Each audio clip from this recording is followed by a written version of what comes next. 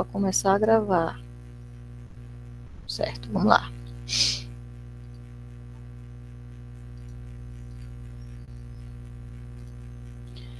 Cadê?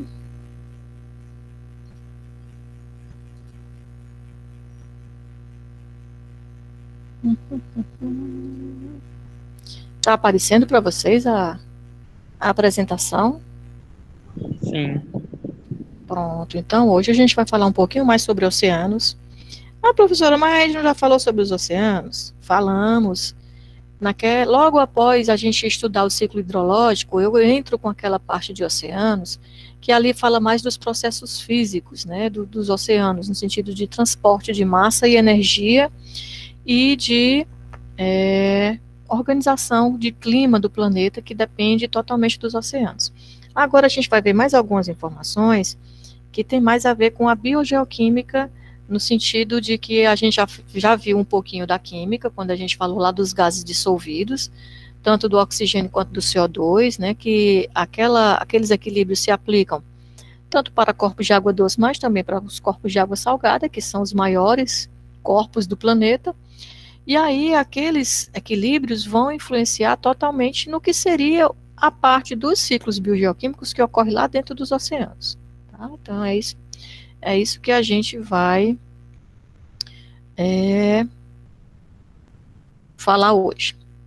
Então, a primeira coisa, grande parte, né? Aliás, a gente viu lá no começo do semestre que as transformações, né, ou ciclos, tanto de massa quanto de energia, dos ciclos biogeoquímicos, as reações químicas, elas ocorrem sempre envolvendo energia, algumas absorvendo, outras liberando, mas sempre tem que haver energia no meio.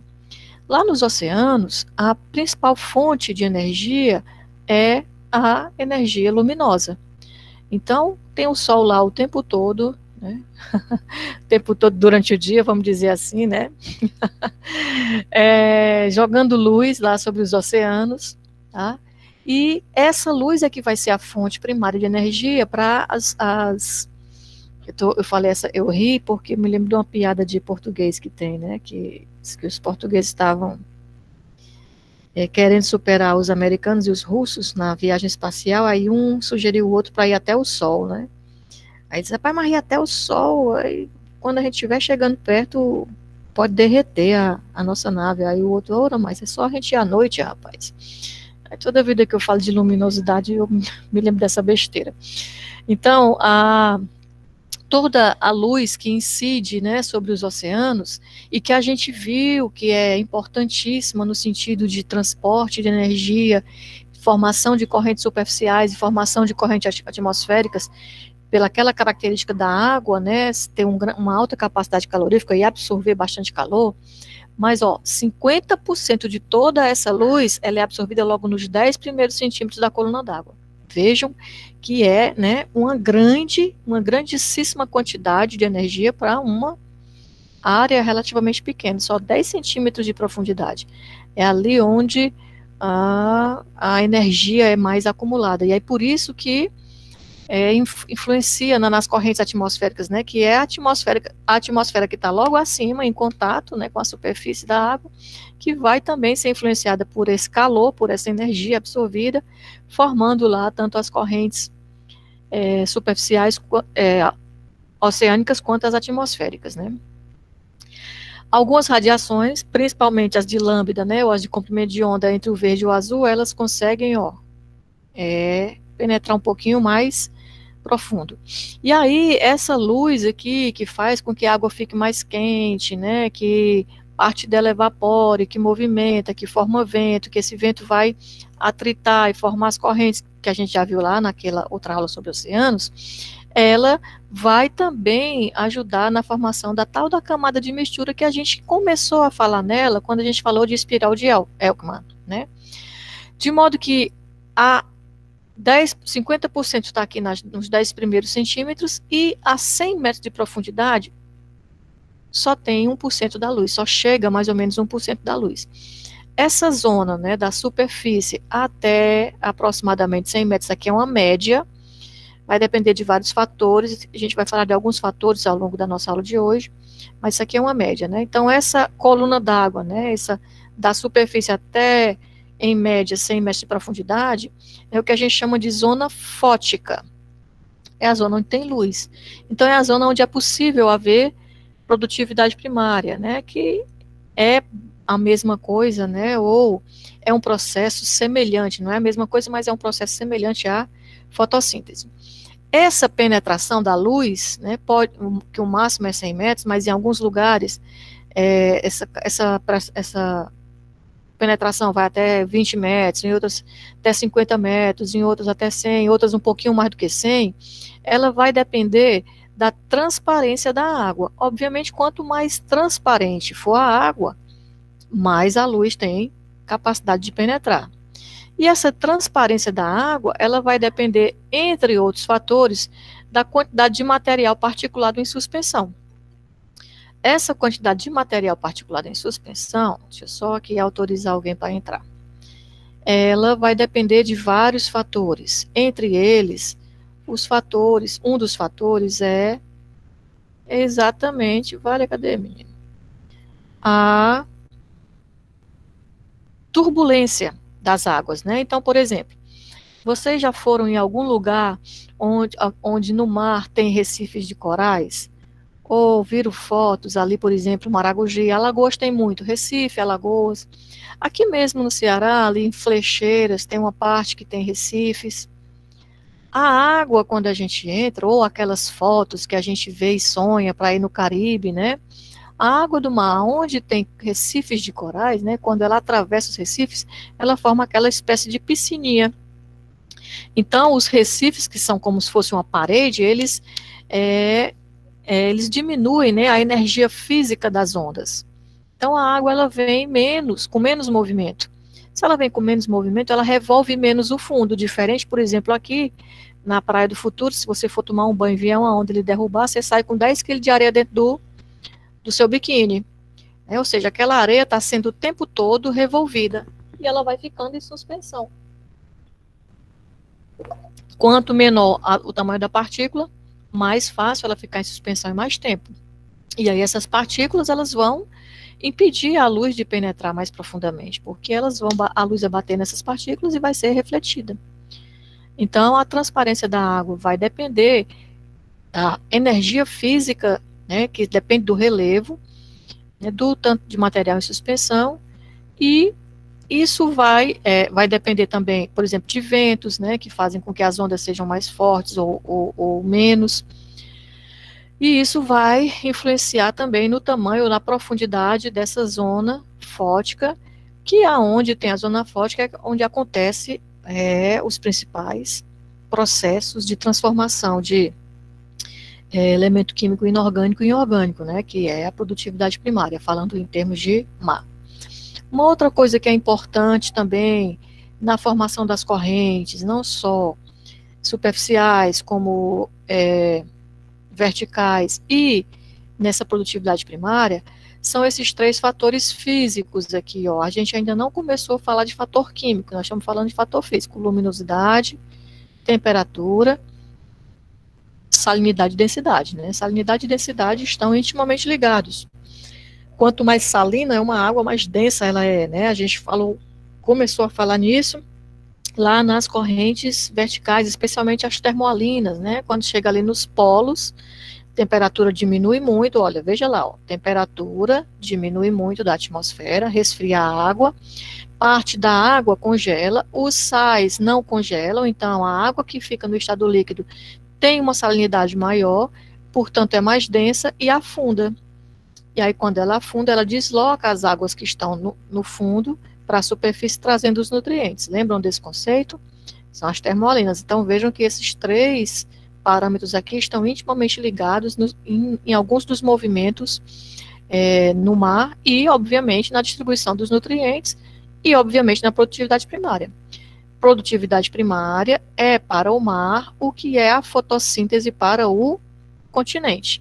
Então, eu preciso, para que aconteça produtividade primária, eu preciso de 2 coisas principais: nutrientes e luz. Se não tem luz, não tem produtividade primária. Então, abaixo da zona fótica, pode ter 200 milhões de toneladas de nutrientes que não vai ter produtividade primária. Na zona fótica pode ter 500 mil watts de luz chegando lá, se não tiver nutrientes, também não tem produtividade primária, tem que ter os dois, tá? Então, essa distribuição da densidade, que depende da salinidade da temperatura, ela também vai influenciar nessa mistura, né, na mistura vertical, que a gente acabou de falar aí da termoalina, que também influencia na distribuição dos nutrientes, tá? A temperatura, né, ela modifica ou influencia em todo esse movimento de duas formas. Ela muda espacialmente, de acordo com a latitude. Então, por exemplo, baixas latitudes, regiões equatoriais, que é a região que a gente mora, né? O Equador, latitude zero. Então, aqui perto da onde a gente mora, a temperatura é sempre elevada, não só da atmosfera, como da água. Latitudes altas, lá nos polos, a temperatura é sempre baixa, não só da atmosfera, como da água. Então, há uma diferença aí de temperatura por conta da latitude e que vai influenciar também nessa distribuição, que já acabamos de falar como exemplo, a termoalina. E também ela vai influenciar sazonalmente. Sazonalmente significa que é com a estação do ano. Aqui na nossa zona de baixa latitude, a gente não tem assim uma diferença muito grande, né, que seja perceptível a nível de ecossistema em termos de temperatura. A gente tem uma temperatura média constante durante o ano todo. Mas, por exemplo, em latitudes moderadas, ali, tanto no hemisfério norte como no hemisfério sul, por exemplo, São Paulo, ou mesmo a região sul do nosso país, essa época do ano está muito frio, né? Porque nós estamos no inverno. A gente aqui no Ceará, né, algumas das pessoas culturalmente chamam inverno a época das chuvas. Na realidade, geograficamente, isso não é inverno, isso é a quadra chuvosa. Inverno, geograficamente, se define como sendo uma estação onde há um abaixamento das temperaturas. A gente aqui não percebe muito isso, então a gente não tem essa diferenciação das quatro estações. Mas ali, mais para sudeste e sul, se consegue ter uma percepção maior. Então, essa época do ano, eles estão ali com temperaturas entre 13, 15 graus, 10, se for ali para a Serra Gaúcha, de madrugada tem até, às vezes, temperaturas negativas. Então, há uma diferença, né, da temperatura ao longo das estações do ano, tá? Baixas temperaturas, né, que são predominantes na costa oeste dos Estados Unidos e na África do Sul. Veja que a África do Sul já é lá mais para regiões temperadas, indo em direção aos polos. São responsáveis por alguns eventos de ressurgência. A gente também já estudou o que é ressurgência. Lembra lá que tem a ver com a espiral de Elkman, né? A temperatura vai influenciar no sistema de ventos. Aí, quando essa onda vem para bater na costa e o vento sopra paralelamente, ele vai afastando as massas d'água da superfície e vai dando espaço para que as águas do fundo venham tomar aquele local, né? Não pode ficar sem nada, não existe o vácuo aqui no planeta. Então, o movimento das águas mais profundas vem para a superfície tomar o lugar daquela massa d'água que foi arrastada por conta do processo da espiral de Elkman. Então, essas águas mais profundas geralmente são mais ricas em nutrientes, e aí há o que a gente chama de ressurgência. Professora, pode ser que alguém esteja perguntando, ou pensando, né? Por que essas águas mais profundas são ricas em nutrientes? Olha, eu disse nesse instante, para ter produtividade primária, eu preciso de ter nutriente e luz. Então, aqui na superfície, ou dentro dessa zona fótica, que tem luz, todo nutriente que chega é transformado em célula orgânica, né? Ou seja, é produzido, entra na reação de produtividade primária e deixa de ser nutriente dissolvido na coluna d'água. Aquele que não conseguiu ser utilizado, ou quando esses organismos que se formaram, esse tecido vegetal que se formou, morre, ele vai decantando. Então, lá no fundo, né, nas profundidades maiores, os nutrientes chegam até lá e não são reutilizados porque não tem luz. Então, há sempre uma concentração maior de nutrientes em águas mais profundas.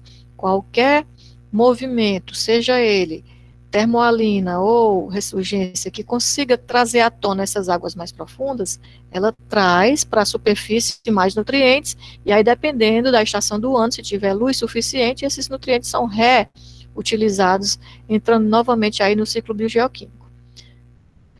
Ok, gente, até aí?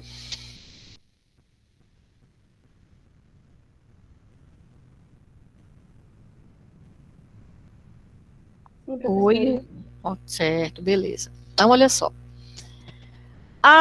De novo, aquela característica da água, né, de ter uma boa capacidade de absorver e de conduzir energia, né, ela é responsável pela difusão do calor através dos oceanos, e isso, né, forma as ondas que formam a mistura turbulenta das águas, que vão formar o que a gente chama de camada de mistura. Essa camada de mistura, ó, que eu falei aqui, ó, ela, nas águas costeiras, no verão, ela tem profundidade de 10 metros ou menos, porque, ó, verão, temperatura alta, então o vento aumenta, aquela coisa toda, tem mais turbulência, tem mais material particulado em suspensão, porque é água costeira, então as ondas quebram, então a luz penetra menos, então a gente tem aqui a camada de mistura de 10 metros ou menos. Já em regiões temperadas, e especialmente no inverno, a gente vai encontrar camada de mistura de 100 a 300 metros, né? Eu falei aqui, ó, que isso aqui era uma média, e que a gente poderia encontrar locais onde ela seria menor ou maior, não só locais como épocas também, tá? As causas, né, para essas diferenças aqui, ou ventos fortes, como a gente tem aqui, ou abaixamento da temperatura atmosférica. Isso quer dizer que vai mudando também, sazonalmente, o movimento e as características do que acontece dos processos que ocorrem, ou pelo menos a intensidade dos processos que ocorrem nos oceanos. Tá? Então, para a gente falar aqui um pouquinho, né, de camada de mistura e temperatura, os oceanos polares, ó, têm em média uma temperatura de menos 1,9 graus. Alguém pode pensar assim, poxa, mas é negativo? Então a água já deveria estar toda congelada. Porque a água não tem ponto de fusão zero? Como é que não está congelado tudo lá? Só uma parte. Ainda tem água líquida lá nos oceanos polares? Alguém sabe me dizer?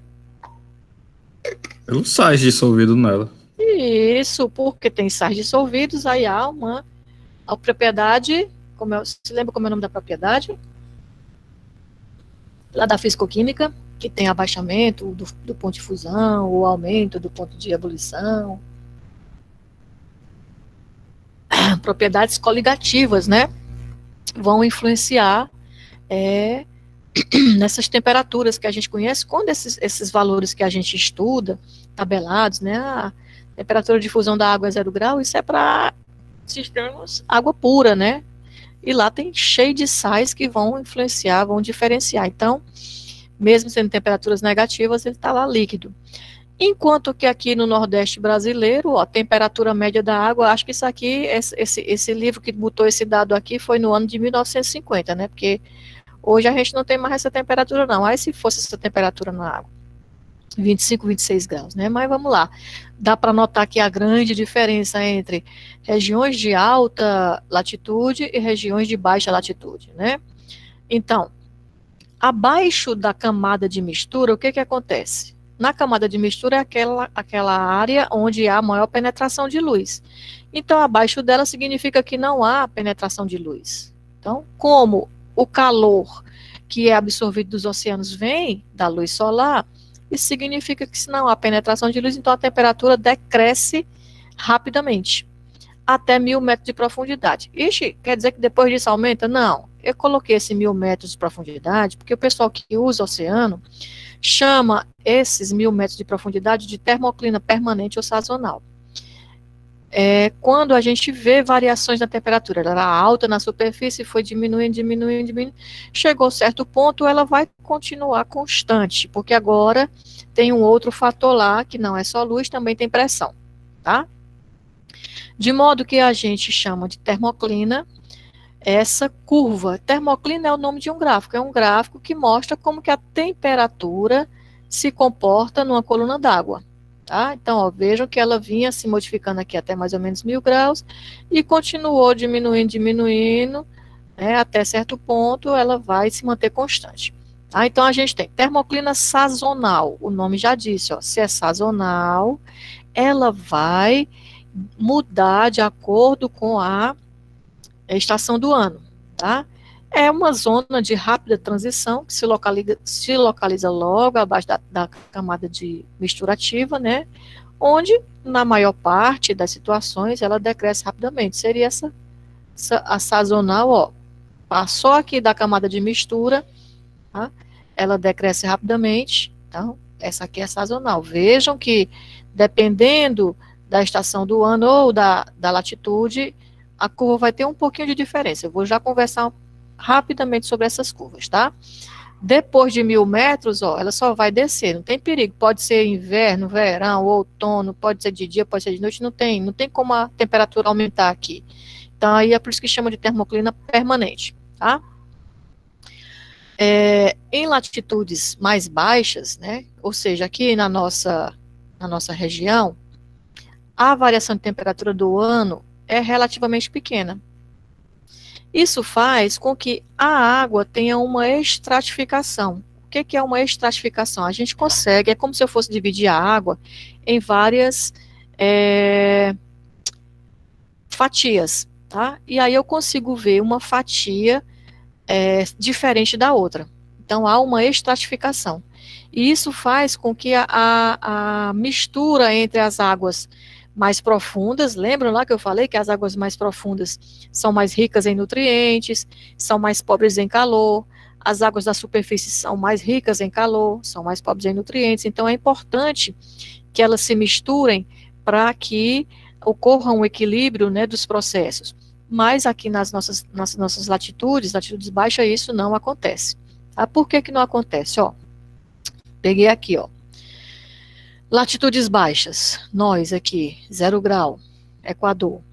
A nossa temperatura da superfície é sempre essa, ó, entre 25 e 26. Não importa se é janeiro, se é junho, se é setembro, né? Então, a gente vai estar sempre aqui, ó, com essa temperatura alta na superfície. Ela só vai baixar a temperatura depois que a luz não aparecer mais, que é aquela lá, a zona fótica, 100 metros de profundidade, no máximo 300. Então, vai ter sempre esse desenho. Não importa se é no inverno, no verão, no outono ou na primavera. A gente vai ter sempre esse desenho. Então, a gente disse que ela é uma termoclina, é uma curva permanente. Vai ter sempre esse desenho, porque na superfície a temperatura média vai ser sempre a mesma. Já em latitudes médias, né, o que a gente tem? No verão, ó, eles podem chegar ali até mais ou menos 20, 25, 30 graus. Chega no inverno, essa temperatura da superfície cai muito. Então, ó, a curva no verão seria essa curvinha. Veja que eu tenho uma pequena faixa aqui, quentezinha, depois ela diminui um pouquinho e depois só desce. Já no inverno, ó, eu não vou lá nos 20 graus. Eu tenho essa primeira curva da sazonal, ela é bem mais extensa do que no verão, tá? Ai, meu Deus, é hora desse vizinho fazer reforma. Então, vejam que há um comportamento diferente da termoclina no verão e no inverno. No verão, essa primeira camada é mais quente e pode haver trocas aqui. Já no inverno, não, ó, isso aqui se estende mais, então é mais lenta essa troca. Lá em altitudes altas, né, nos polos, o que é que a gente tem? Na superfície, ela é abaixo de zero a temperatura, ó, aqui, ó, menos 1,9 graus. Forma aquela pequena camada, né, que vai proteger as camadas mais profundas de perda de calor. Então, vejam que aqui, ó, um pouquinho depois, aonde seria essa barriguinha, ela vai aumentar a temperatura, porque está protegida pelaquela primeira camada que resfria, e que não permite trocas térmicas com a parte mais profunda. Aqui é onde há a maior, digamos assim, maior quantidade de processos, né, de produtividade primária que libera calor, né, é como se fosse a fotossíntese. Fotossíntese libera oxigênio e calor. Oxigênio, água, calor. Aqui também. Então a temperatura até aumenta um pouquinho. E depois, ó, ela é constantemente fria, tá? A gente tem aqui o 0 grau, né, para mostrar que é só aqui uma referência, tá? Né, uma linha termoclínica, a linha da termoclina é essa aqui. Então há uma diferença de comportamento nos oceanos com relação às latitudes, tá? Então é aquela diferença da temperatura, o comportamento da temperatura latitudinal, e há uma diferença sazonal, de acordo com a estação do ano, mas essa sazonal só nas latitudes médias e no Ártico.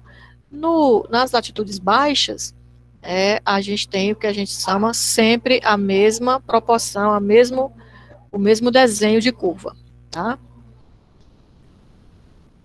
Eu coloquei aqui só para a gente ter uma ideia maior, ou melhor, né? Por exemplo, uma região temperada, as temperaturas aqui, ó, em meses diferentes, né? Então, aqui como é hemisfério norte, agora no meio do ano, que aqui no hemisfério sul é inverno, para eles lá é verão. Então, eles têm, ó, temperaturas bem mais altas na superfície, que vão diminuindo. Chega ali dezembro, janeiro, que para a gente é verão, calor mais do que o normal, para eles é inverno. Então, ó, vejam que a mudança na temperatura ou a quebra, né, na termoclina, ela vai acontecer numa profundidade bem maior do que o que acontece aqui no verão. Essa quebra na termoclina, essa mudança, ela vai ajudar na mistura das águas, que é importante para o ressurgimento de nutrientes, como eu falei para vocês. Aí, como é que é essa tal dessa produtividade primária? Então, eu tinha dito há pouco que para ter produtividade primária eu preciso de duas coisas. Eu preciso de nutrientes e preciso de luz. Que nutrientes são esses? Os mesmos nutrientes que existem em qualquer organismo vivo.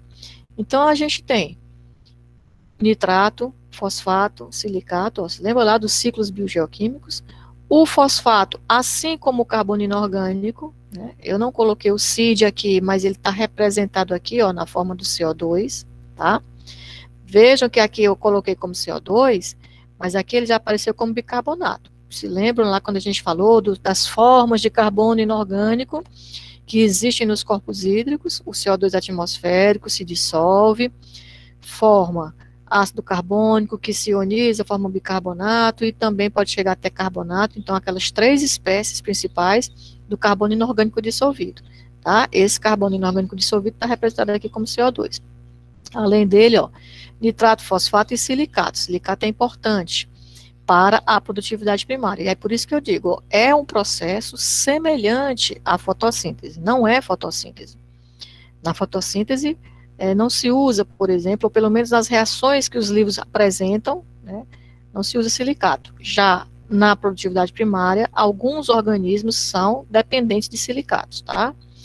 Do mesmo jeito que existem as várias formas de carbono inorgânico dissolvido, que é o CID, existem as várias formas de fosfato inorgânico dissolvido, que é o FID. Então, ó, o fosfato, lembram lá do ciclo biogeoquímico do fósforo, que a principal fonte de fosfato eram as rochas fosfatadas, né, que por erosão iam perdendo fosfato, iam dissolvendo, e aquele fosfato ele era carreado pela chuva para os corpos de água, tanto os de água doce, pela a bacia de drenagem, quanto os de água salgada, quando essa chuva chega até lá nos oceanos, né, carreia até lá os oceanos, lixivia os rios e vão desaguar lá no oceano. Então, quando esse fosfato está dissolvido, ele pode estar presente em qualquer uma dessas três formas. Qual vai ser a forma principal que ele vai aparecer? Do mesmo jeito que o CID, essas formas que eles vão aparecer, vai depender do pH. Por exemplo, o fosfato, PO4-3, ele está totalmente ionizado, ou seja, ele teve que perder 3 hidrogênios, né? Faz de conta que eu estou aqui vindo a partir do ácido fosfórico.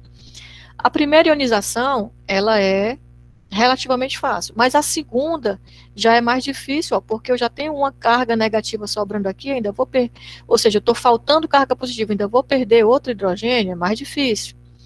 A terceira ionização, então, é mais difícil ainda. Então, vai depender do pH. Por exemplo, faz de conta que eu tenho aqui um determinado corpo hídrico, onde a maior parte do fosfato perdeu já o primeiro hidrogênio, só aconteceu a primeira ionização, está todo mundo como H2PO4-. Esse é um corpo hídrico de água doce. Nós vimos que um corpo hídrico de água doce sem poluição, por conta da difusão do CO2, tem um pH levemente ácido. Então, o pH levemente ácido vai fazer com que esse equilíbrio se desloque no sentido de não de ionizar essa espécie, mas sim dele voltar para o ácido fosfórico, porque se é levemente ácido, tem H+ no meio. Então, ele não vai perder H+, porque já tem H+ no meio, ele vai incorporar. Então, dependendo do pH, qualquer uma dessas espécies vai predominar sobre a outra, tá? Então, tá aqui, ó, ele varia com o pH e, obviamente, também varia com a força iônica da solução, porque nós temos aqui espécies que são carregadas eletricamente, ou seja, temos íons. Esses íons podem ser atraídos, se eu tiver uma solução com muitos cátions, ou pode ser repelido se eu tiver lá, a força iônica da minha solução tiver, principalmente ânions, aí vai depender se o ânion é monovalente, se é bivalente, a mesma coisa do cátion, tudo isso vai influenciar. É atividade, é lá na fisicoquímica que a gente aprende isso, tá? Então, mas eles podem estar em qualquer uma dessas formas, ou pode até coexistir as três formas, dependendo da condição, tá? Então, o que é esse negócio de produtividade primária? Assim como aqui no continente, quem faz a fotossíntese são os produtores, lá também, por isso que é produtividade primária. Só que lá, ao invés da gente chamar de planta, como a gente chama aqui, né, de vegetal, a gente chama de fitoplâncton. Então, o fitoplâncton, eles são a base da cadeia alimentar lá nos corpos hídricos, tá? Eles são basicamente algas unicelulares flutuantes. É por isso que eles conseguem pegar a luz e pegar os nutrientes que estão dissolvidos, que estão lá flutuando, vão sendo levados para tudo quanto é local, na superfície, então pega lá os dois principais produtos que eles precisam para produzir.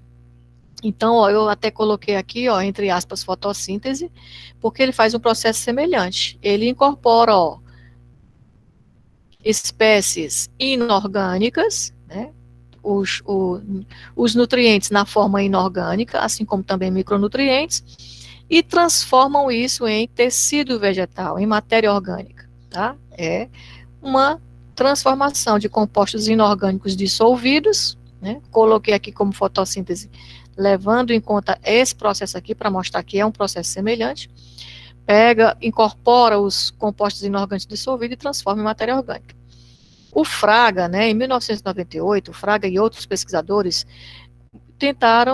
começaram a estudar para tentar decifrar como que acontecia essa reação. Né, do jeito que existem aí a representação das reações de fotossíntese e respiração, o pessoal tentou demonstrar a equação química que representasse a produtividade primária. E chegaram nessa equação aqui, ó, produtividade primária seria mais ou menos essa equação, tá? Ó, carbono inorgânico dissolvido, fosfato inorgânico dissolvido, nitrogênio, ou seja, aqui a gente tem ciclo do carbono, ciclo do nitrogênio, ciclo do fosfato, ciclo da água, elementos traços, que são os micronutrientes, luz, porque é um processo que precisa de luz, então só acontece lá na zona fótica, produzindo aqui, ó, célula vegetal, oxigênio e hidroxila. Essa equação aqui, ela vale para essas condições, ó, pH entre 8,2 e 7,6, temperatura de 25 graus centígrados, salinidade 35, quantidade de CID, ou espécie principal do CID presente, bicarbonato, entre 84% e 94%, do carbono total dissolvido, né, ó, do FID, o HPO4-, entre 77% a 91%, né? Então, é importante a gente entender que existem condições, ou seja, essa expressão aqui que eles conseguiram determinar é para regiões equatoriais, ó, temperatura de 25 graus, salinidade de 35, tá? Se eu for lá para o Polo Sul ou Polo Norte, provavelmente a forma da equação será diferente. Porém, o processo será o mesmo, né? E aí eu coloquei, é um processo semelhante à fotossíntese, né? Porque se a gente for pensar só quimicamente, a fotossíntese é um processo de oxidação-redução. A gente tem o carbono, né? Isso aqui de uma forma muito, muito simplificada, não é só isso, né? CO2 mais água. Essa água que traz, né, para as plantas exatamente esses micronutrientes que vêm da seiva, né, que ela extrai do solo, junto com luz, formando, ó, matéria orgânica. Então, processo de transformar substâncias inorgânicas em substâncias orgânicas, produzindo oxigênio, liberando calor. Tá? Processo semelhante, só que é, no seu geral, totalmente diferente por conta das condições e do produtor primário que está trabalhando, né? Um fitoplâncton é diferente de uma macieira, de um pé de caju, né? Do que um cajueiro, tá? E aí vamos lá, né? Que fitoplânctons são esses que fazem isso? Principalmente, né? Eu coloquei aqui duas grandes classes, as diatomáceas e os coccolítoforos, desculpa, né? Diatomáceas é aquele fitoplâncton específico que precisa de silício, né? Se a gente observar, eu coloquei aqui, ó, silício como sendo um nutriente biolimitante, e aí quando a gente foi aqui para a reação do Fraga, não apareceu silício, né? Não sei se alguém observou, e disse assim, olha, a professora faz as coisas tudo errado, coloca uma coisa aqui e coloca outra coisa ali. Não é. Porque isso aqui é uma forma geral, tá? Mas existem pequenas particularidades. Então, as diatomáceas é uma classe de fitoplâncton cuja sua carapaça, seu esqueleto, né, ele é formado por sílica morfa, tá? Então, assim também como as radiolárias, só que os radiolárias são zooplâncton, então eles não são produtores, eles são consumidores, eles consomem principalmente fitoplâncton para incorporar essa sílica para formar aqui essas suas espículas, né, que são seus esqueletos. Já os coccolítoforos, né, são aqueles que utilizam como carapaça, né, como esqueleto, a base, o carbonato. Então, essa reação aqui serve para os coccolítoforos porque ele levou aqui, ó, carbono inorgânico dissolvido, tá? Então, vai formar, né, pega o bicarbonato, forma carbonato, e aí tem as suas carapaças. Quando a gente fala de acidificação dos oceanos, né, que a gente comentou isso na nossa última aula, a gente está interferindo aqui, ó. Essa reação, que depende do pH, ela não vai acontecer já com a mesma eficiência, digamos assim, né, com a mesma, não teremos o mesmo resultado. Quando a gente não tem o mesmo resultado, a gente não produz, né, da mesma forma. Não produzindo da mesma forma, a gente está mexendo em toda a cadeia alimentar do oceano, que é a base de todos os processos, e que está intimamente ligado com os processos fora do oceano, né, pelo contato, né, não só atmosférico, como de solo, como de água, por toda a dinâmica com rios, com clima e com a gente, tá? Já falei aqui que 80% do oxigênio produzido no planeta vem dos oceanos. Então, quando a gente mexe lá, quando a gente mexe aqui, a gente mexe também, entre outras coisas, nessa produção de oxigênio. Ou seja, a gente está só deixando o planeta cada vez menos habitável para todos nós. Aqui, só um tamanhozinho maior para a gente ver aqui as fotozinhas que eles colocam no Facebook, né? Eles escolhem, ou no Instagram, escolhem a melhor foto e coloca aí, tá? Bem, mas para ter essa produtividade primária, como eu já falei mais de uma vez aqui, a gente precisa de luz, portanto, ela só acontece dentro do limite da zona fótica. Nós já falamos, né, que esse limite é aquele, né, aproximadamente, dependendo da região e dependendo da estação do ano, pode ser 100 metros, pode ser 300 metros, em média, profundidade máxima é 200 metros, né, que é onde chega 1% da luz que atinge a superfície, tá? Já falamos lá e estou recolocando aqui para a gente se lembrar, né? Quanto maior fonte de sol, né? Ou seja, se lembra lá quando a gente estava estudando os oceanos com relação à formação de correntes, tanto oceânicas quanto atmosféricas, e a gente viu que os raios solares atingem as regiões do nosso planeta de forma diferente, porque, para a decepção de muitos, o planeta não é plano, então ele atinge ângulos diferentes. Aqui na região do Equador, a gente tem praticamente 90 graus, né? Então tem uma grande insolação. Só que além dessa quantidade de insolação, eu preciso também que a turbidez seja baixa. Esses dois processos, esses dois fatores juntos é que vão definir qual é a profundidade da zona fótica. Quanto maior for o grau de insolação e menor for a turbidez, maior a profundidade da zona fótica e mais produtivo é aquela área, porque a produtividade primária pode acontecer numa coluna maior, né, numa quantidade, numa profundidade maior, tá? Já falei para vocês que na camada superficial ou superior dos oceanos, o consumo de nutrientes é maior, justamente porque onde tem luz, a produtividade primária pode acontecer. Eles estão pegando os nutrientes que estão dissolvidos na forma inorgânica e transformando em célula vegetal. Portanto, a concentração de nutrientes é menor. Quando eu falo nutrientes, são eles dissolvidos na forma inorgânica. Se eles estão sendo constantemente consumidos para produzir a produtividade primária, então a concentração deles dissolvido na água é menor. Aí eu trouxe esses 6 gráficos, que a gente olhando assim desavisadamente parece que é o contrário, mas não é, tá? Esses 3 aqui foram retirados de livros, e esses 3 aqui foram produzidos aqui pela gente da UFC, num projeto que a gente participou ali, começo do ano 2000, tá? Que era um projeto chamado Reviser, era para a gente os recursos vivos da zona econômica exclusiva, Reviser, recursos vivos da zona econômica exclusiva.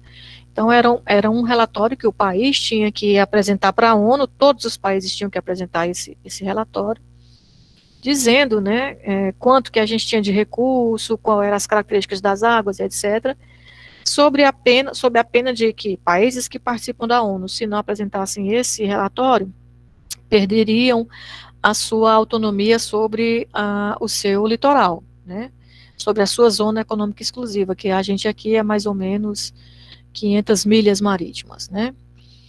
Então, o governo não tinha condição de fazer sozinho e se associou às universidades, né, deu a logística, deu os navios, emprestou, deixou que a gente usasse os navios da Marinha, e a gente fazia a parte do trabalho mesmo científico, né, de coletar as amostras, analisar e emitir os relatórios. Então, olha só, vejam que aqui a gente tem, profundidade e concentração. O comportamento é basicamente o mesmo para os nutrientes, porque todos eles participam do mesmo processo, que é o processo de produtividade primária. A diferença basicamente vai ser aqui, na profundidade, no caso da sílica, né, que essa inflexão que acontece na curva aqui, tanto no nitrato quanto no fosfato, a mais ou menos 1.000 metros, lá na sílica vai acontecer a mais ou menos 2.000 metros. Que 1.000 metros é esse? A gente já falou desse 1.000 metros aqui hoje. A gente colocou aqui, vale meu Deus, cadê? Por 1.000 metros? Tá aqui, né? É abaixo da camada de mistura, 1.000 metros é onde termina a termoclina permanente, né? Esse 1.000 também não foi chutado, não. Disse, vamos colocar 1.000, que 1.000 é legal, é zerado, não. É justamente por conta do estudo dos oceanos, tá? Então, vejam aqui que na superfície, superfície 0, concentração praticamente 0. Aí ela vai crescendo um pouquinho, e tem aqui, uma inflexão mais ou menos lá no fim da termoclina permanente. Aqui, ela para de crescer, diminui um pouco, mas se mantém mais ou menos constante, tá? Se a gente observar a mesma coisa, muito parecido. 30, né? Inclusive esse gráfico, ó, ele tem 32 vezes, né? Isso aqui foi tirado de um livro, tá, gente? Ó, 30, 30, 30. Aqui, ó, parece que ele tá ao contrário, né? Mas se a gente virar deixa eu ver aqui se eu consigo. Esse gráfico aqui, opa, de cabeça para baixo, ó, como vai ficar parecido, ó. Ele vem e de repente faz essa curvinha aqui, tá? Por que que ele parece que está ao contrário? É só uma questão de apresentação. A gente tem aqui, ó, ele colocou a coordenada da concentração, opa, desculpa, aqui na parte superior e aqui está na parte inferior. Por isso que aparentemente é diferente. Aqui ele fez só uma média que a gente fez, ó, a gente analisou tanto na primavera, quanto no outono, quanto no verão. Primavera é essa linhazinha preta, outono é essa linhazinha vermelha e verão é essa linhazinha verde. Observe que eu falei há pouco que aqui no Nordeste brasileiro, como é zona equatorial, a gente não percebe diferença entre as estações.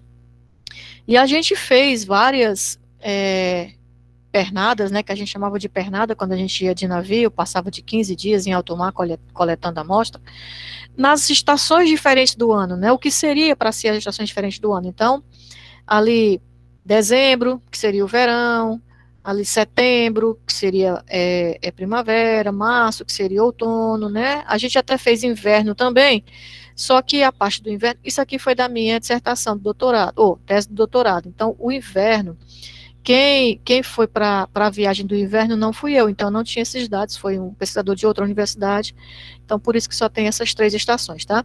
Mas era só para mostrar, para concluir que realmente, ó, não há muita diferença entre as estações do ano, ou seja, aqui em regiões baixas, ou desculpa, latitudes baixas, não há diferença, não há a diferença na termoclina, justamente porque a gente tem aquela temperatura mais ou menos média constante o ano todo, então não vai haver grande diferenciação sazonal, tá? Aí a gente tem, ó, na superfície também, ó, pequeníssimas concentrações, e à medida que vai, ó, superfície, 50% de luz, 1%, início da termoclina sazonal, meio, fim e tal, fim da termoclina permanente e fundo, à medida que a gente vai se aprofundando, a concentração vai aumentando. Por que que acontece isso, gente? A gente vai já tentar entender esse processo, tá? Até aí tudo bem, gente? Sim, professora. Então vamos continuar. Então, olha só, como é que acontece essa ciclagem de nutrientes? Então, primeira coisa, a produtividade primária. A produtividade primária, ela acontece principalmente na superfície, por conta, ó, que eu preciso de luz. Então, aqui, ó, a concentração de nutrientes na superfície é baixa, justamente porque, como tem muita luz, qualquer nutriente dissolvido que esteja ali, o fitoplâncton diz, epa, vem cá, aí consome, né, como se fosse, ele vai lá para o iFood e pede, olha, eu estou precisando de tantos mol de nitrato, tanto mol de bicarbonato e tal. Quando o pessoal vê qualquer coisa que na superfície sobrando, ele já, opa, manda para lá, o fitoplâncton consome, reage, né, transforma em célula vegetal. Então, por isso que aqui na superfície a concentração é bem pequena, tá, de nutrientes dissolvidos. Quando esse fitoplâncton, que é um ser vivo, morre, por ser vivo ele também é feito de célula vegetal, ou seja, também é feito de nutrientes, lá no seu corpo também tem fixado nitrogênio, carbono, fósforo, silício ou cálcio, dependendo de qual for, né, ele vai ser decomposto, assim como a gente. Quando a gente vai ser enterrado, a gente não vai ser decomposto? Eles também serão decompostos, ou seja, esse nutriente que estava aqui fixado na forma de célula vai voltar a ser nutriente inorgânico por digestão bacteriana, tá? Ou seja, acontece o que a gente chama de remineralização. Era inorgânico, a gente chama de mineral, o fitoplâncton pegou, transformou em orgânico, a gente chama de produtividade primária, morreu, as bactérias digeriram, voltou para a forma inorgânica, remineralizou os tecidos moles, ou seja, aqueles que são mais rápidos. Então, a gente vai ter, ó, principalmente, nitrogênio e fósforo, aqui no caso também, né, dissolvidos, por isso que eu coloquei tecidos moles aqui, ó, silício e cálcio, se lembra que eles estão lá formando os esqueletos, então são os tecidos duros, eles demoram um pouquinho mais, não quer dizer que eles não vão ser reintegrados, vão, mas eles demoram um pouquinho mais. A parte de nitrogênio e fósforo vai ser redissolvido, incorporado lá na água, né, e aí volta de novo para participar da produtividade primária, né? Então, ó, por isso que aqui na superfície a gente tem uma quantidade pequena de nutrientes.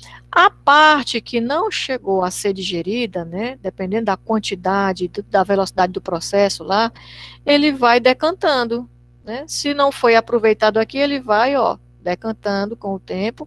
E é por isso que com a profundidade, a concentração vai aumentando. Ele decanta até chegar lá na zona afótica. Isso o fitoplâncton, que é o produtor. O zooplâncton, ele não vive muito aqui na superfície como o fitoplâncton, porque ele não precisa dessa luz toda, ele precisa o quê? Ele come, ele se alimenta do fitoplâncton. Então, ele consome o fitoplâncton, parte da digestão dele ele excreta, quando ele excreta, ele já excreta nutrientes, como se fosse a gente. Quando a gente faz xixi, não tem amônia no nosso xixi? Tem nitrogênio lá. Tem cloreto, tem um monte de coisa na nossa urina. Aqui também, uma parte desses minerais aqui, né, desses nutrientes, já são devolvidos para a coluna d'água pela excreção, né, do fitoplâncton. Então, parte, de novo, é utilizada pelo fitoplâncton que está lá ainda vivo, e outra parte, o que não dá tempo, dependendo, de novo, né, da velocidade dos processos e da quantidade, vai também, ó, se acumulando aqui na zona mais profunda. Ele produz detritos e também quando ele morrer, ele também vai ser consumido por digestão bacteriana e parte do nutriente dele vai seguir esse mesmo processinho. Por isso que dá, ó, esse aumento gradual da concentração de nutrientes até mais ou menos 1.000 metros de profundidade e depois ele se mantém mais ou menos constante. E aí, por isso que eu falei, ó, aquelas águas profundas geralmente são ricas em nutrientes, então quando dá um evento ou de termoalina ou de ressurgência, essas águas mais profundas são carregadas para a superfície e faz uma injeção maior de nutrientes aqui, então é uma área de maior produtividade primária, é uma área também mais produtiva nos oceanos, de ter mais peixe, de ter mais tudo, porque todo o processo está acontecendo ali. As partes mais duras, né, como o silicato, né, e o cálcio, elas têm uma dissolução mais lenta e é por isso que aquela curvinha lá do silício, diferentemente da curvinha do nitrogênio e do fósforo, ela vem, essa inclinação vai acontecer 1.000 metros mais abaixo, em torno de 2.000 metros, ó. Tá aqui a inclinaçãozinha acontecendo aqui. Tá? Quando esses nutrientes chegam, né, e se acumulam aqui na zona afótica, eles vão ficar dissolvidos, como lá não tem fotossíntese, ele tem duas possibilidades. Ou ele vai ser consumido por organismos que são adaptados a essa região, né, sem luz, geralmente quimiosintetizantes, tá? Ou eles vão ser revolvidos por processos físicos, como a termoalina e a ressurgência. Então, a concentração de nutrientes, ela diminui em águas muito profundas, porque vai ter esse mesmo processo aqui, só que não vai ser fotossintético, vai ser quimiosintético. Ok, gente? Alguma dúvida com relação a esses processos?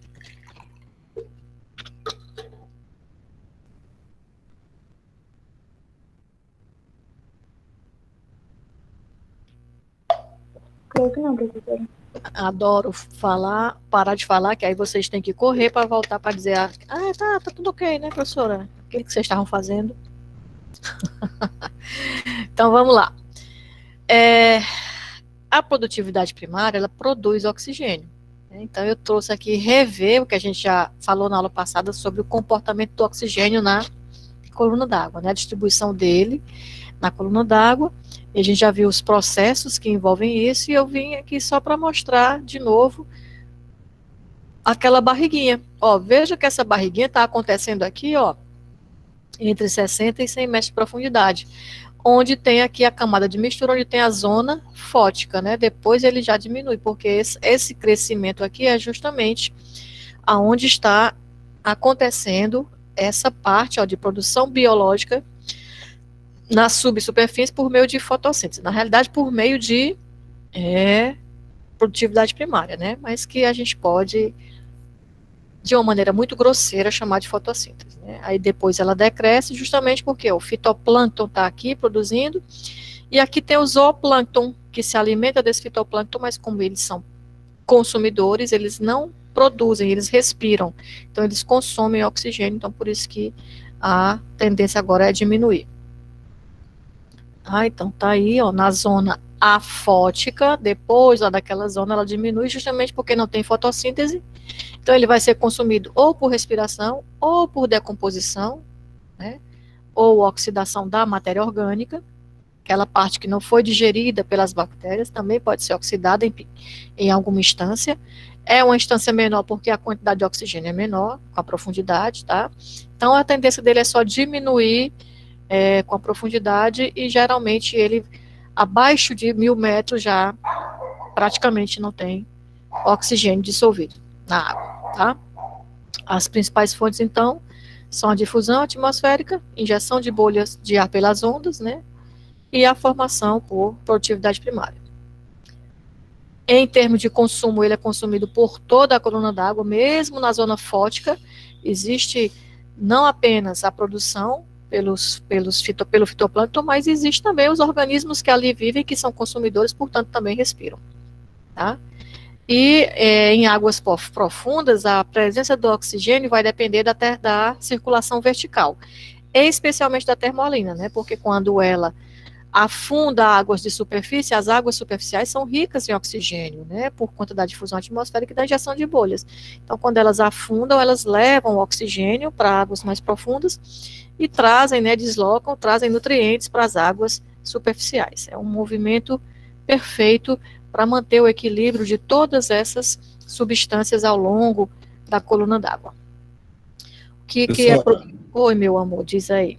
Não sei se a senhora ainda vai falar sobre isso, mas só perguntando. Sim. Temo aqueles peixes abissais, por exemplo. Como é que a gente consegue chegar até lá embaixo, 11.000, 8.000 metros? É porque cortou bem na hora. Quem que chega lá, 11.000, 8.000 metros? O oxigênio, como é que o oxigênio... o oxigênio, pronto. Assim? Como é que ele chega lá nos abissais? Só chega mesmo por conta de movimentos verticais, viu? De termoalina. A termoalina, ela alcança profundidades altíssimas. E aí essa água profunda, ela também se movimenta. A gente fala de correntes superficiais, mas existem também correntes subterrâneas, né? Mesmo horizontalmente falando. Deixa eu só ver aqui se eu consigo hoje fazer aquilo que eu não consegui, não. Deixa eu parar aqui a apresentação só um instantezinho e tentar colocar uma guia. Vou tentar apresentar essa guia aqui que eu não consegui naquele dia. Tomara que hoje dê certo. Olha só. São as correntes, né, que a gente tem ao longo do planeta. Vai, meu filho. Então, ó, perpétuo, né, o movimento perpétuo é o tempo todo. Não só na superfície, mas também por baixo da água, né? E aí, como lá a gente tem diferenças também de pressão e temperatura, há movimentos também mesmo nessas profundidades abissais. E aí ele só chega lá, chega bem pouquinho, mas só chega nesse tipo de processo. Os organismos quimiosintetizantes também, que vivem no fundo, né? Eles também produzem oxigênio. Esses que vivem mais em regiões mais profundas e sem luz, alguns deles têm a capacidade de fazer o que seria a produtividade primária, só que não num processo fotossintético, mas num processo quimiosintético. Então também chega oxigênio nesse sentido. Só que ainda é pouco estudado, né? Justamente pela dificuldade também da gente chegar por lá. Mesmo os nossos equipamentos não aguentam pressões tão fortes. Então ainda é pouco conhecido. É muito lindo um negócio desse, né, gente? Pelo amor de Deus, é muita... Eu não entendo como é que nós destruímos tanto Umas coisas lindas A gente dessas. não conhece tudo isso aí ainda, né? Meu amor, a gente não conhece quase nada, de nada. Eu estava lendo um artigo há uns 3 anos atrás, que se a gente pegar todo o conhecimento que o homem produziu, desde que o homem surgiu no planeta até agora, ele não equivale a 4% do que existe no universo. Né? E mesmo dentro do nosso planeta, porque a gente não estudou tudo que ainda tem aqui e já está saindo para estudar fora, né? Tem tanta coisa que a gente não conhece aqui. Tem espécies de árvore na Amazônia que estão sendo ainda descobertas, né, catalogadas. E a gente já está desmatando tudo. Então, ou seja, nós estamos perdendo espécies tanto de micro-organismos, de insetos, de árvores, né, ou pequenas vegetais que a gente nem chegou a conhecer. Nós estamos destruindo o que talvez a gente nem conheça ainda.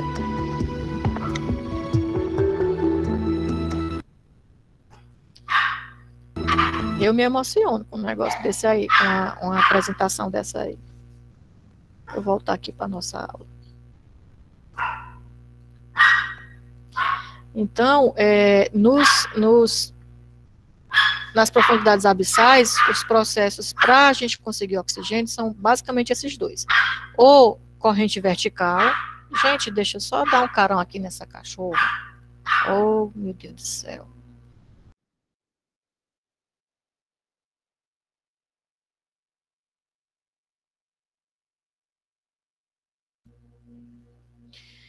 Ai, era um calango.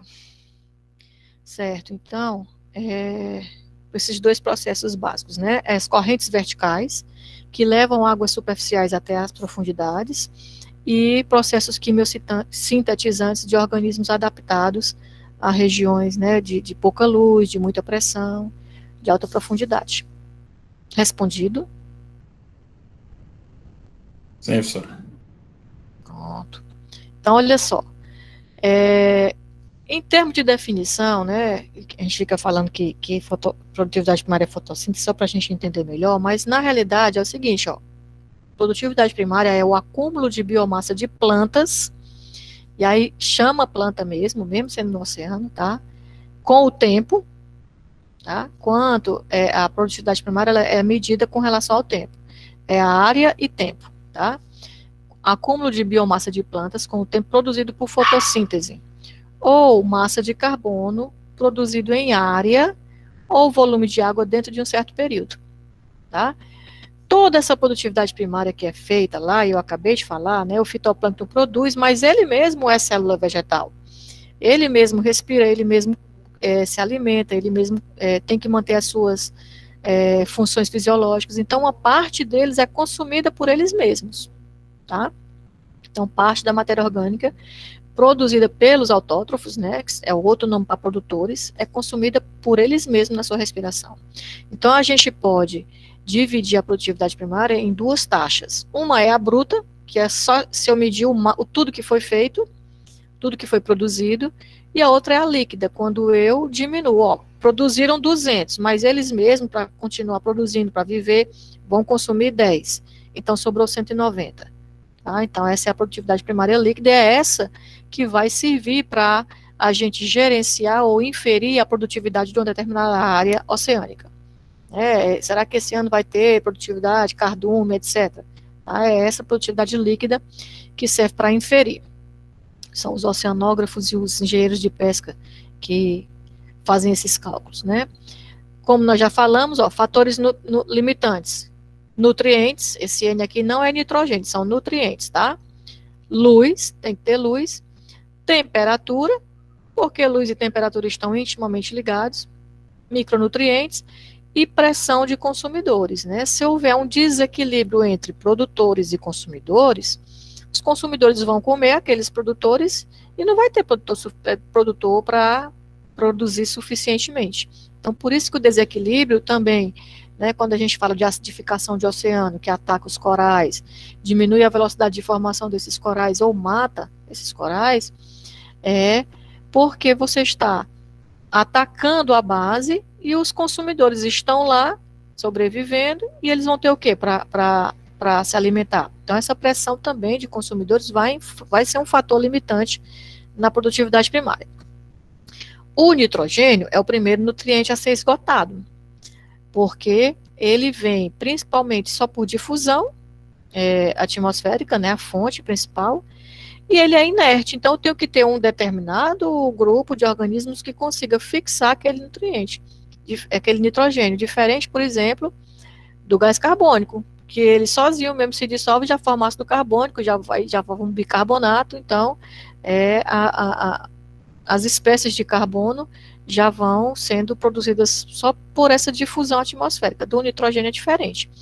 Ele tem essa difusão, a gente tem 78% da nossa atmosfera nitrogênio, há um grande processo de difusão, mas ele é difundido como nitrogênio, ele não vai só com a água formar nitrato, eu preciso ter energia, ter uma determinada classe de organismos que seja capaz de transformar esse nitrogênio em nitrato, ou esperar que ele seja trazido, carreado pelos rios, né, a partir da bacia de drenagem. As variações sazonais, aquelas que a gente falou, que dependem das estações do ano, elas só vão ter intensidade suficiente para produzir alterações na quantidade de produtividade primária nas regiões temperadas e polares, porque nós já vimos aqui que na nossa região, como a água tem sempre a mesma temperatura, não há quebra da termoclina, então não há aquele revolvimento de águas profundas para trazer nutrientes para a superfície, então a nossa produtividade primária é sempre relativamente baixa. Tá? Então, só revisando aí como que acontece essa produtividade primária em termos sazonais, ou seja, de acordo com a estação do ano e de acordo com a latitude. Como essas estações do ano ocorrem com processos diferentes em diferentes latitudes, a gente também vai analisar nesse sentido. Então, a principal para a gente analisar, porque tem um número maior de processos, são as regiões temperadas. Por quê? Porque elas têm as 4 estações bem definidas. Aqui na região equatorial a gente só tem o ano todo calor, e nos polos a gente tem 2 estações, tem o inverno e o verão. Tá? Então, a complexidade nas regiões temperadas é maior, porque nós temos 4 estações diferentes. Então, vamos começar aqui pelo inverno. O que acontece no inverno? O inverno, eu já falei, se caracteriza geograficamente por ser a diminuição da temperatura. E a temperatura diminui porque há a diminuição da luminosidade. Não tem a história do horário de verão? Por que existe o horário de verão? A gente aqui no Nordeste, principalmente nós aqui da Paraíba para cima, às vezes a gente não vê muita utilidade no horário de verão, porque para a gente não muda muita coisa. Mas para o pessoal da Bahia para baixo, na época do verão, o sol passa mais tempo iluminando, né? Lá, por exemplo, no inverno, quando dá 5 da tarde, já está tudo ficando escurinho, como é aqui. Mas eu já estive, por exemplo, na região sudeste, na época do verão, e às vezes 7 da noite ainda está claro. Então, o horário de verão é importante nesse sentido. Há uma diferença da luminosidade, há uma diminuição da luminosidade no inverno e, consequentemente, uma diminuição da temperatura. Se há diminuição de luz, há diminuição de produtividade primária, porque um dos fatores limitantes para a produtividade primária é a luz. Então, se há uma diminuição da produtividade primária, a concentração de nutrientes durante a estação do inverno vai aumentar, porque eles estão lá, mas não estão sendo consumidos, não estão sendo transformados, eles vão ficar lá dissolvidos, né, justamente porque há aquela quebra da termoclina no inverno, tá? Então, o crescimento, apesar de ter muito nutriente, o crescimento do fitoplâncton é baixo porque é limitado pela baixa penetração de luz. Então, há um decréscimo na quantidade de fitoplâncton, ou seja, há um decréscimo na produtividade primária. Quem se alimenta do fitoplâncton são os zooplânctons. Se tem pouco alimento, também há uma pouca reprodução, há um decréscimo na quantidade de zooplâncton. Certo? Então, tá lá o inverno, não tem luz, a produtividade primária baixa, a velocidade. Então, os nutrientes não vão ser transformados em células vegetais naquela mesma velocidade, e eles vão ficar se acumulando. Aí chega a primavera traz luz. Acumulou nutriente aqui, chegou luz. Então, ó, juntou a fome com a vontade de comer. Vai haver um grande impulso, um grande crescimento, que eles chamam de floração, né? É a estação das flores, não só no continente, mas também no oceano. Então, há uma grande formação de fitoplâncton por produtividade primária. A disponibilidade de nutrientes aumenta. Disponibilidade, ó, não é concentração. Porque quando eu estou tendo muito fitoplâncton, se lembrem que isso são seres unicelulares. O tempo de vida deles é pequeno. Então, daqui a pouco ele já está sendo digerido pelo fitoplâncton ou degradado pelas bactérias porque morreu. Então, há um aumento na velocidade desse ciclo, tá? Há um aumento também na quantidade de zooplâncton, porque tem mais fitoplâncton para eles comerem, eles excretam mais, a reciclagem de nutrientes vai ser mais rápida, por isso que aumenta essa disponibilidade. Entenderam esse processo?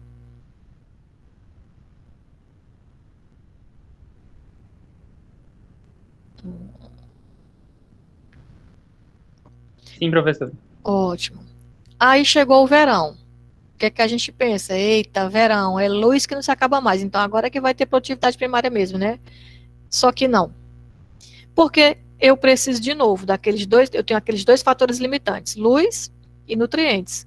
Eu tenho muita luz, mas só que os nutrientes que foram acumulados aqui, ó, foram utilizados aqui. Então, apesar da disponibilidade ser maior por conta da rápida reciclagem, mas a concentração diminui. Então, a produtividade primária diminui, porque apesar de ter muita luz, tem pouco nutriente dissolvido. Parte dele vai, então, ó, como não tem produtividade primária, o pouquinho que tem vai indo lá para as águas mais profundas. Há aquela estratificação das águas que a gente mostrou, ó, porque aqui na superfície é muito mais quente do que aqui. Então, a água quente não afunda, a água quente é mais leve, vai ficar na superfície, ela não afunda, não desloca os nutrientes para a superfície, então, ó, não há retorno de nutrientes. Até que chega o outono. Como aqui no verão não teve produtividade primária alta, aqueles nutrientes ficaram lá dissolvidos, tá? Quando chega o outono, baixa a temperatura. Então, quando quebra a termoclina, vai haver aquele revolvimento. Aqueles nutrientes que foram para as zonas mais profundas vão ser revolvidos pela quebra aqui da temperatura, vem para a superfície. É outono, ainda tem um pouco de luz, não chegamos ao inverno, ainda tem um pouco de luz, apesar da temperatura já estar diminuindo. Por conta dessa pressão, aquela termoclina permanente aqui foi destruída. Aí há uma pequena injeção, né, de nutrientes que estava aqui na zona mais profunda por conta do verão para a superfície, e vai ver ainda uma segunda floração.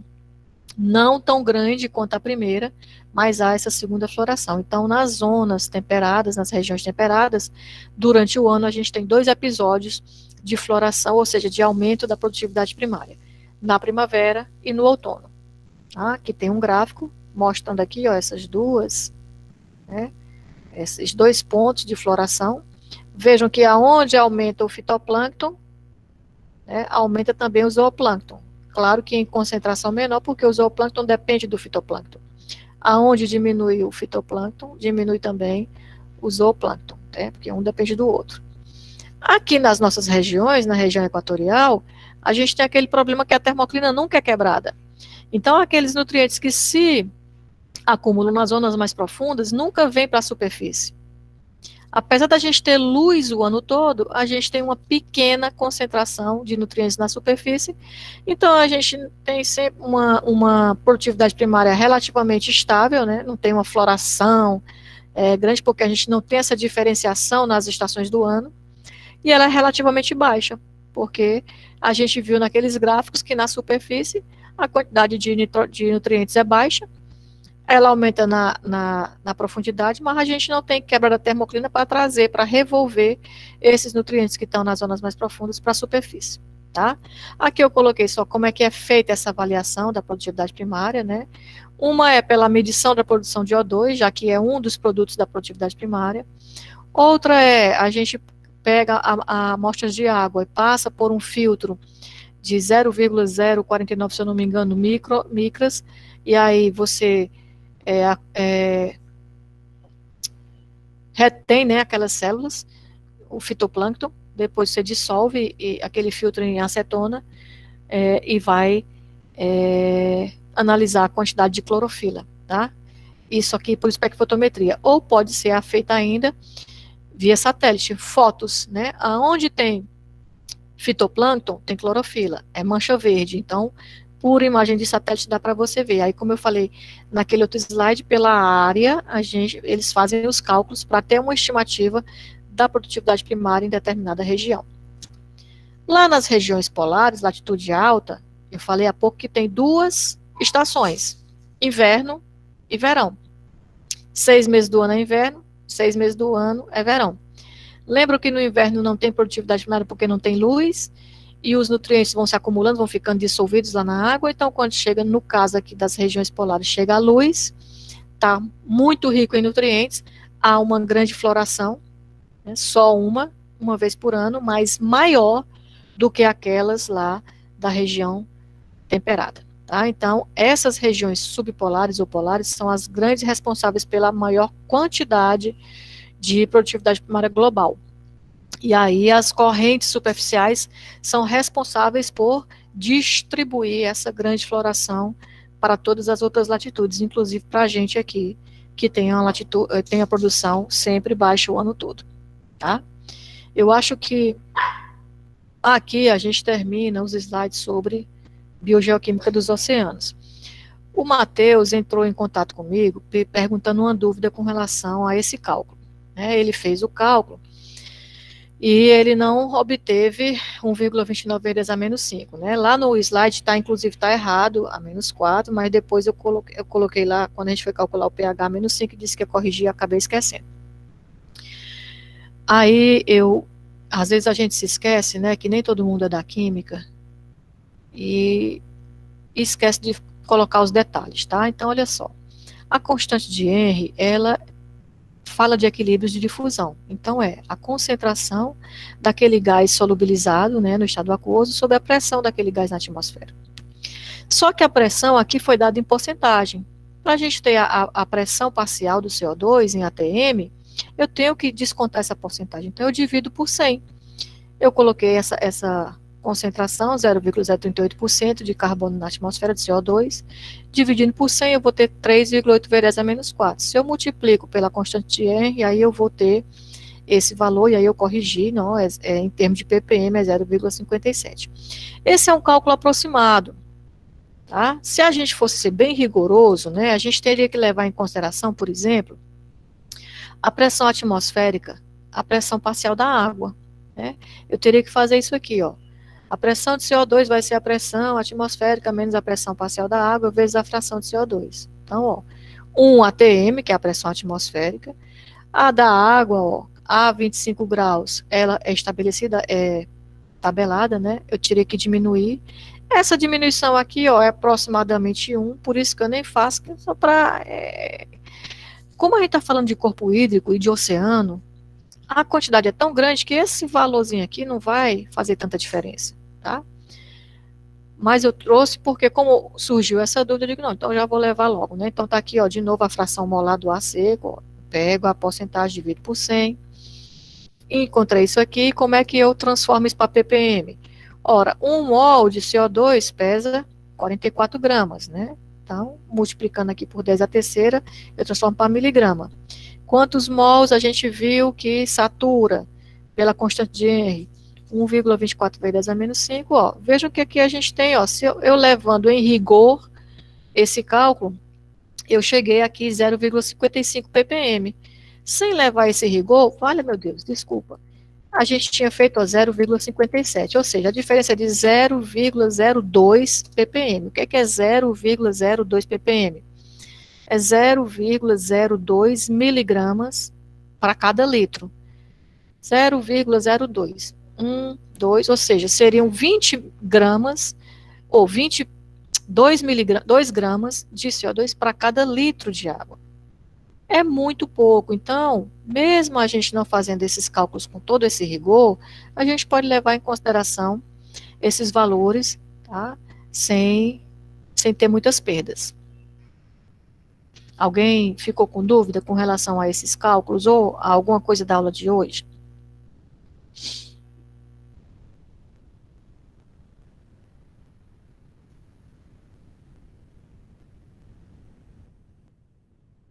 Uhum. Eu vou considerar que não, já que ninguém falou, né? Antes da gente concluir a nossa aula, eu queria só chamar a atenção, eu mudei um arquivo que estava lá no CGA, que era das apresentações individuais.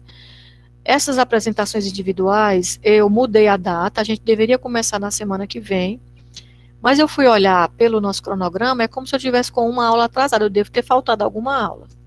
Ou eu fiz as contas erradas. Então, a gente vai ter que marcar alguma aula extra, não vai ser segunda-feira que vem, porque eu já tenho reunião, mas a gente marca depois. Mas, por conta disso, eu adiei em uma semana as apresentações. Então, na aula que vem, na semana que vem, a gente vai falar de estuários. E eu acrescentei um número de matrícula lá, que foi o número de matrícula do João Paulo, que foi o aluno que chegou depois. Então, por isso que eu tive que mudar lá esse arquivo. Como que vai ser essa apresentação, né? Só relembrando, cada aluno vai apresentar naquele dia, naquela ordem, por exemplo. Lá tá assim, que vai ser no dia 7 de julho. Tem assim, número 1, aí tem uma matrícula, 47, 18 e 88. Então, esse aluno, que eu não sei quem é, vai se apresentar em primeiro. Depois dele vai ter o aluno ou a aluna, né, 42, 88, 96, e assim vai, tem a ordem. Uma semana antes, ou seja, na quarta-feira que vem, eu vou mandar para cada aluno individualmente um e-mail com o que você vai apresentar.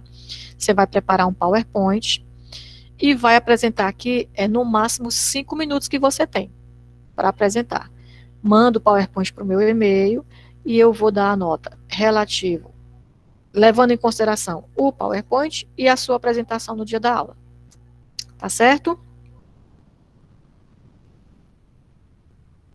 Eu vou aqui interromper a gravação.